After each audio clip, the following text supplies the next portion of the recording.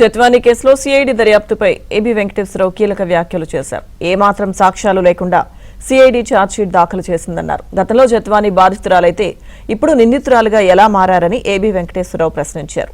ఎవరి ప్రయోజనాల కోసం సిఐడి పనిచేస్తుందని నిలదీశారు. వెల్లడించిన పత్రాలు కోర్టులో వేసినటువంటి పత్రాలను బట్టి చూస్తే నిజానికి జరిగింది ఏమిటంటే కాదంబరి జత్వానీ గారి మీద ఒక తప్పుడు కేసు నమోదు చేసి ఆమె తల్లిదండ్రుల్ని బొంబాయి నుంచి అరెస్ట్ చేసి తీసుకొచ్చారు అనేది దర్యాప్తులో తేలింది. ఏ దర్యాప్తు? 469 FIR దర్యాప్తులో తేలింది.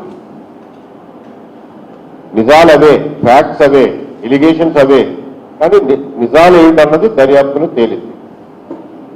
ఆ తేలిన దర్యాప్తుని కోర్టులో సబ్మిట్ చేసినటువంటి వివిధ పత్రాల ద్వారా ఆంధ్రప్రదేశ్ పోలీసులు, సిఐడి పోలీసులే కోర్టులకు తెలియజేశారు. ఎప్పుడు ఈ కేసులో ఈ 469లో నిందితుడైనటువంటి విద్యాసాగర్ని రిమాండ్ చేసినప్పుడు రిమాండ్ రిపోర్టులో పొందుపరిచినటువంటి విషయాలు. తర్వాత ఇంకొక అరెస్టు పిఎస్ఆర్ ఆంజనేయులు గారిని అరెస్ట్ చేసిన సందర్భంలో ఫైల్ చేసిన రిమాండ్ రిపోర్టులో పొందుపరిచిన విషయాలు ఇవన్నీ కూడా ఏం చెప్తున్నాయంటే ఆ మొట్టమొదటి చేసినటువంటి కేసు 90వ నంబర్ కేసు పూర్తిగా తప్పుడు కేసు. అందులో పెట్టినటువంటి పత్రాలు తప్పుడు పత్రాలు.